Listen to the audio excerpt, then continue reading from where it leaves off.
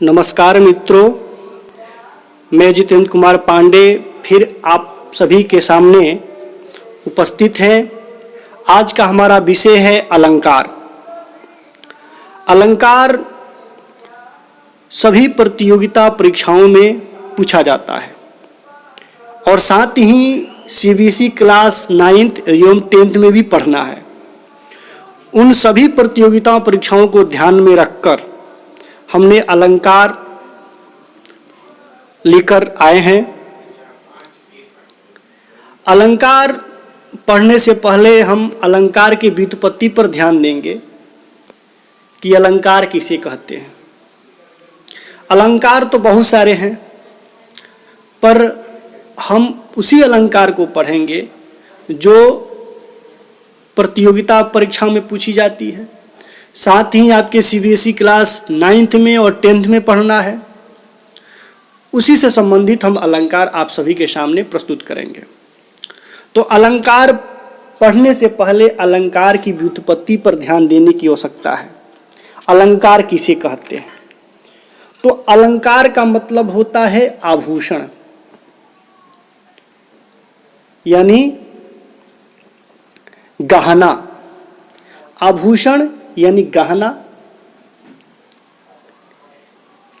अलंकार शब्द का मतलब होता है आभूषण यानी गहना।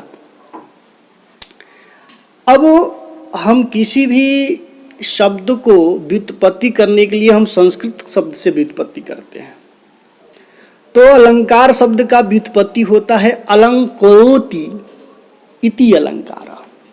इस शब्द का व्युत्पत्ति होता है अलंकरोति इति अलंकार, यानी जो शरीर को अलंकृत करे। अलंकृत मतलब होता है विभूषित करे, उसे अलंकार कहते हैं। यानी शरीर को जो अलंकृत कर दे, विभूषित कर दे, उसे हम अलंकार कहते हैं। अर्थात जिसके कारण शरीर क्या होता है? विभूषित होता है, उसे अलंकार कहते हैं।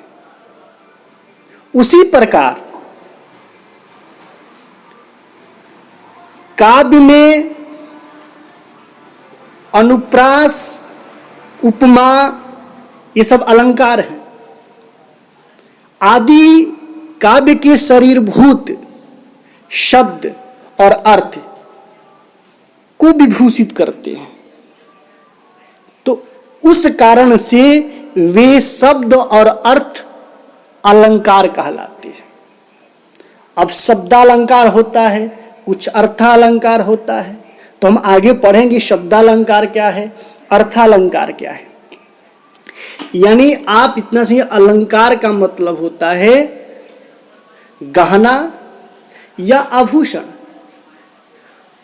जब अलंकरोति इति अलंकार, यानी शरीर को अलंकृत करने वाला, शरीर को विभूषित करने वाला, शरीर की शोभा को बढ़ाने वाला, जिसके कारण शरीर विभूषित होने लगता है, अलंकृत हो जाता है, उसकी शोभा बढ़ जाती है, तो उसे अलंकार कहते हैं। उसी प्रकार ध्यान देने की बात है, उसी प्रकार काव्य में अनुप्रास, उपमा, ये सब काव्य अलंकार हैं। आदि काव्य के शरीरभूत शब्द और अर्थ शब्दालंकार में पढ़ेंगे और अर्थालंकार। तो शब्द अलंकार और अर्थालंकार को विभूषित करें, शब्द को विभूषित करे और अर्थ को जब विभूषित करता है तो उस कारण से वे शब्द तथा अर्थ को अलंकार कहलाते हैं। यानी कोई स्त्री या पुरुष जब अलंकार धारण करता है, यानी आभूषण धारण करता है, तो उसकी शोभा बढ़ जाती है। यदि वो अलंकार धारण न करे, शरीर पर गहना न पहने, तब भी वो मनुष्य कहलाएगा, उसकी मनुष्यता नहीं जाती है।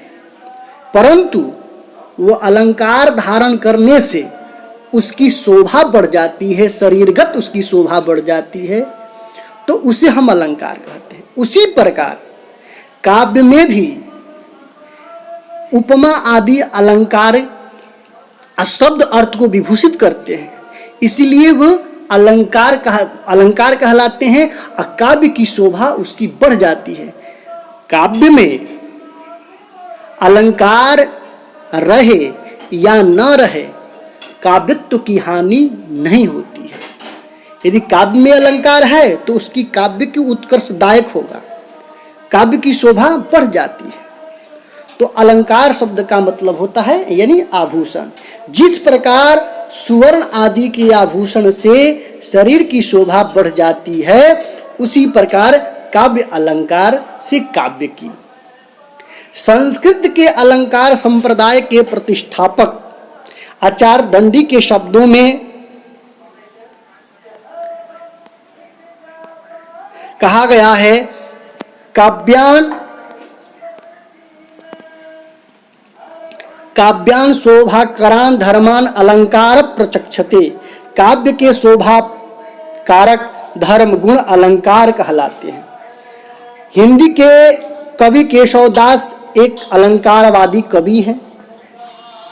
उसके बाद अब हम अलंकार समझने के बाद हम इसके प्रकार पे चलेंगे। अलंकार के कितने प्रकार हैं? तो अलंकार के 3 प्रकार होते हैं, शब्दालंकार, अर्थालंकार और एक आधुनिक पाश्चात्य अलंकार, जिसको हम संस्कृत में उभय अलंकार भी कहते हैं। तो शब्दालंकार जो होता है वो शब्द पे आश्रित होता है, अर्थालंकार जो होता है वो अर्थ पे आश्रित होता है। तो शब्दालंकार में बहुत सारे अलंकार आ जाते हैं, जैसे अनुप्रास है, छेका अनुप्रास के भेद हो जाते हैं, छेका अनुप्रास, वृत्ति अनुप्रास, लटा अनुप्रास, फिर यमक है शब्दालंकार में ही, श्लेष आता है, वक्रोक्ति है, श्लेष मूला वक्रोक्ति है, विप्सा है, बहुत सारे अलंकार हैं। तो हमें बहुत सारे अलंकार नहीं पढ़ने हैं। जो मेन अलंकार है, जो महत्वपूर्ण अलंकार है, उसी अलंकार को हम आपके सामने प्रस्तुत करेंगे। तो शब्दालंकार जो है उसमें आपको पढ़ना है अनुप्रास, यमक और श्लेष। तो हम आपको शब्दालंकार लेकर आए। देखिए यहाँ पे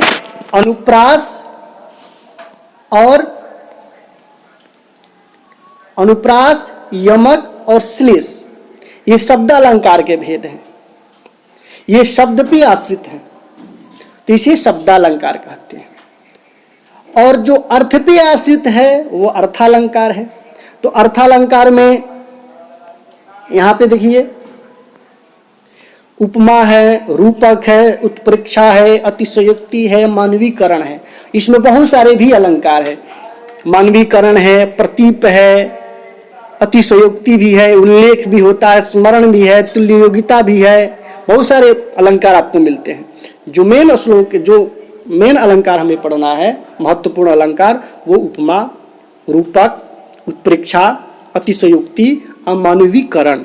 ये हर एक प्रतियोगिता परीक्षाओं में पूछी जाती है और साथ ही ये सीबीएसई का पाठ्यक्रम में निर्धारित अलंकार है। तो हम एक एक शब्द का अलंकार पढ़ेंगे। तो इसमें हम अनुप्रास अलंकार पहला स्टार्ट करेंगे। अनुप्रास अलंकार किसे कहते हैं? शब्दालंकार है अनुप्रास अलंकार। तो शब्दालंकार का मतलब होता है वर्णों की आवृत्ति से।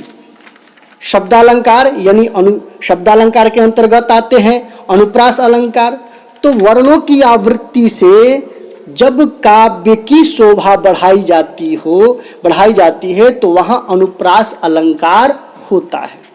यानी वर्णों की समता मतलब आवृत्ति।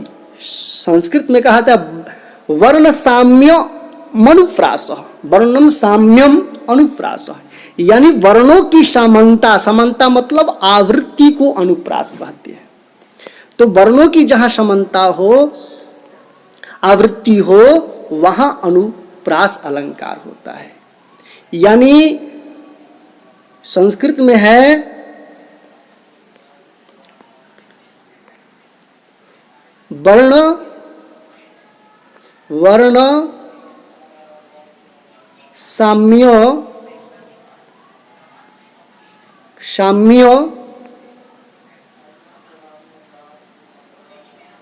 अनुप्रास, ये है। इसका मतलब होता है कि वर्णों की समानता यानी आवृत्ति को अनुप्रास कहते हैं। तो वर्णों की समानता आवृत्ति को अनुप्रास कहते हैं। यानी इस यहाँ पे हम वर्ण साम्य को समझेंगे। वर्ण साम्य क्या है? वर्ण साम्य का मतलब होता है स्वरों की भिन्नता रहने पर भी केवल व्यंजनों की समानता ही वर्ण साम्य कहलाता है। केवल व्यंजन से हमको लेना है। आपके आ जाए ई है, बड़ी ई है, छोटा ई है, ये आपके स्वर गत में कोई भिन्नता रहने पर भी व्यंजन की समानता हमें देखनी है, तो वर्ण साम्य कहलाएगा, वही अनुप्रास कहलाएगा। तो यहाँ पे अनुप्रास हमने देखा कि वर्णों की आवृत्ति यानी समानता से जब काव्य की शोभा बढ़ाई जाती है तो अनुप्रास अलंकार होता है। अब उदाहरण पर हम चलते हैं। इसके उदाहरण से स्पष्ट हो जाएगा। तरणी तनुजा तट तमाल तरुवर बहुछाए। हम इसे ध्यान से देखें पहले तो तरणी, तनुजा, तट, तमाल, तरुवर बहुछाए।